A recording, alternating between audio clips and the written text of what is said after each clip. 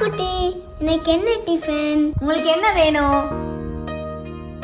ரவா இட்லி செஞ்சிடலாமா? செஞ்சிடலாம்.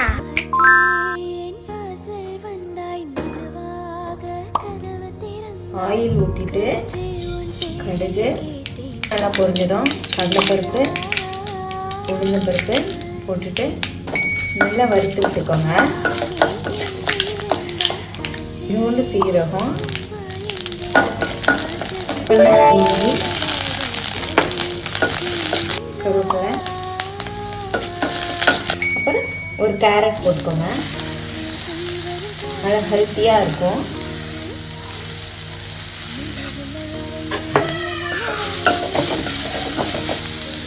கொஞ்சம் மஞ்சத்தூள், மிளகாய் நல்லா வதக்கி வச்சுக்கோங்க. 2 கப்பு ரவையை போட்டு நல்லா வறுத்து விட்டுருங்க.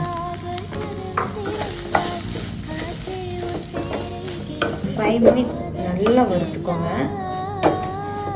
அடுப்பை ஆஃப் பண்ணிவிட்டு நல்லா ஆற வச்சிடலாம். ஒரு பாத்திரத்தில் மாற்றிக்கலாம்.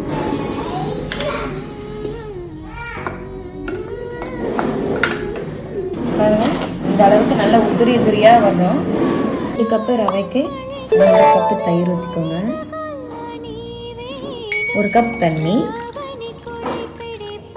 தேவையான அளவு உப்பு போட்டுக்கோங்க. அப்புறம் நல்லா மிக்ஸ் பண்ணிட்டு நல்லா மூடி ஒரு 10 நிமிஷம் அப்படியே வச்சுக்கலாம். 10 நிமிஷம் ஆயிடுச்சு. நல்லா ஊறி இருக்குது. இட்லி பாத்திரத்தில் ஊற்றுற அளவுக்கு தண்ணி ஊற்றிக்கலாம். இட்லி பாத்திரத்தில் ஊற்றுற அளவுக்கு இந்த அளவுக்கு மாவை இது பண்ணி வச்சுக்கணும். கொத்தமல்லி தழை தூவி மிக்ஸ் பண்ணிக்கலாம். இப்போ இட்லி பாத்திரத்தில் ஊற்றிக்கலாம்.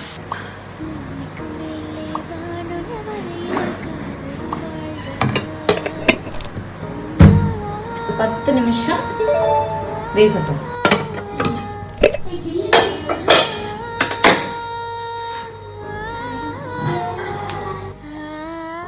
ஃப்ரெண்ட்ஸ், சூடான பஃபியான ரவா இட்லி ரெடி. சாப்பிட்றலாமா? இதுக்கு தக்காளி சட்னி வச்சு சாப்பிடுங்க. நல்லா இருக்கும். இவ்வளோ டேஸ்ட்டாக இருக்குங்க. ட்ரை பண்ணி பாருங்க. ஓகேவா? பாய்.